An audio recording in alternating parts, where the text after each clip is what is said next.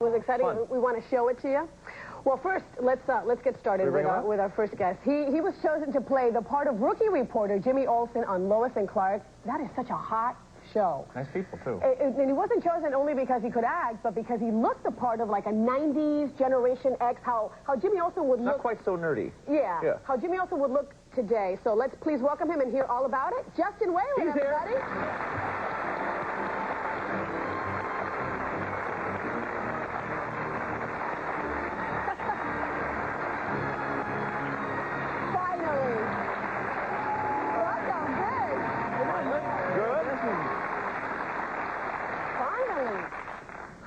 Do you work on that show? Oh, I hear you guys have like unbelievable schedules. Yeah, we brutalize ourselves all year long. We work between 12 and 15 hours a day usually, 5 days a week.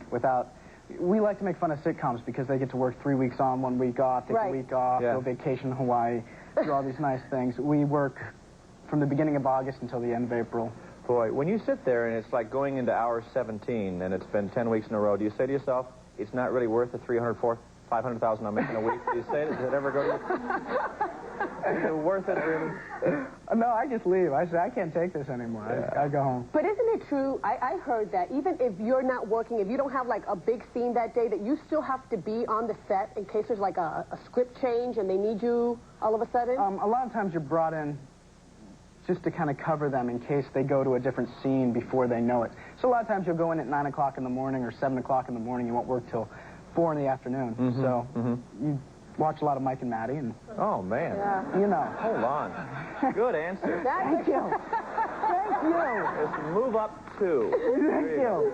You started early, didn't you? I started when I was 11. Yeah, I started when I had a crush on a girl when I was 11, and she was in an acting class, so I decided to take an acting class to spend some time with her. Whatever happened to the girl? Her brother is Terrence Smith. He's on Home Improvement.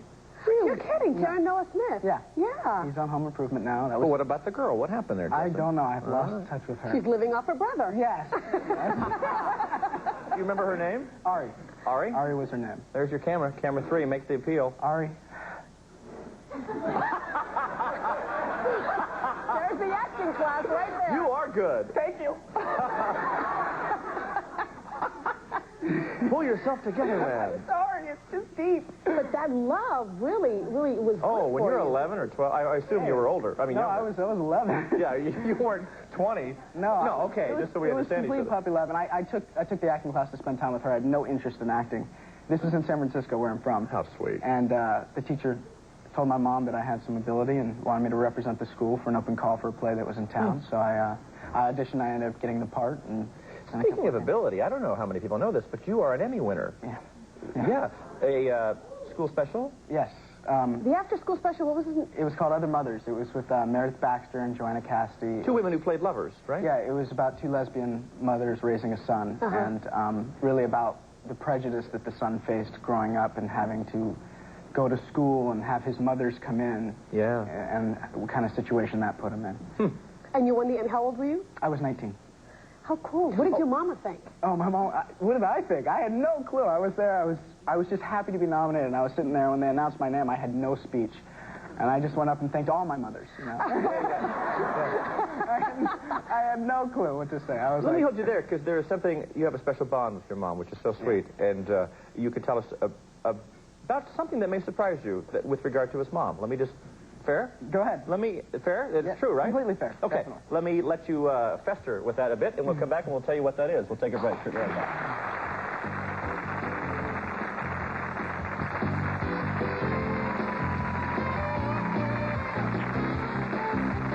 Welcome back. We are chatting, or at least Maty is chatting, with Justin Whalin from Lois and Clark. They've not stopped. Seriously, on the break, yada, yada, yada, yada, yada, yada, yada. Talking about San Francisco, right? We're talking about one of my favorite towns, San Francisco, which is where you grew up. Yep. And you said that growing up, you didn't care too much for the city, because it's not really a kid's kind of city. Yeah, it's in a city built for adults, you know. There's more things for adults to do. It's not really a fun place for kids. And so when I moved out here, I was really happy to be here. There was more things for me to do. And now when I go back to San Francisco, it's great to go back. I mean, I have so many memories growing up there, going to the Japanese tea garden with my grandfather and feeding the squirrels. And there's just so much great stuff about San Francisco when I go back. Where is your back? I know your mom's last name is Villanueva. Is she Hispanic at all? She's Spanish. Is yes. she? Okay. Do you speak any? No. I speak nothing. I speak actually English, American, British, and Irish. Man, I guess that comes from all your traveling around the world. You pick those up in those other countries, do you? Like this, like this. Little very Berlitz good. boy. Yeah. No, actually, most of my family's Italian. My mom's mom was 100% Italian from Italy. They came over from Italy. Actually, my great-grandma, her mother freaked out during the 1903 earthquake in San Francisco. By the way, was that the term she used?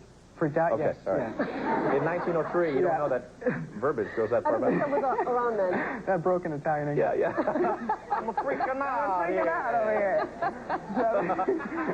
So she took my great-grandma and went back to Italy. Oh. Because she was so scared. And my great-grandma was raised there, and then she came back.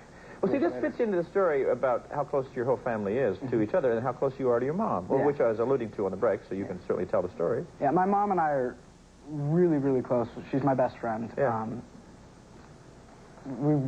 We've always had kind of a different kind of relationship than mother and son. I mean, I stopped going to school when I was 14. My mom's a teacher, but I stopped going into school because I was working so much down here that I really couldn't go into school.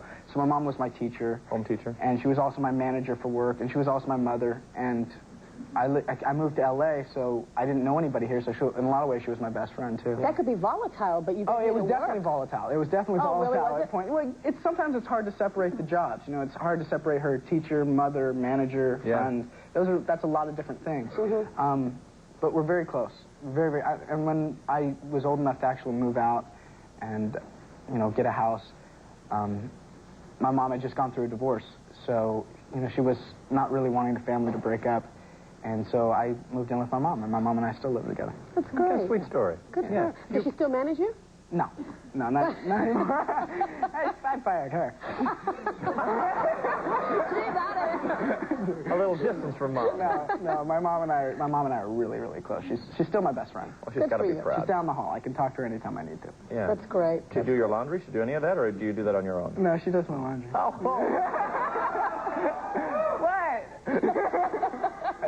Let's get folks caught up. If you've been living under a rock and have no idea what this show is all about, Superman, take a look a little bit at The Man at Work.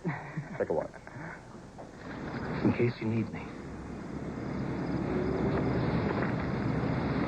Your business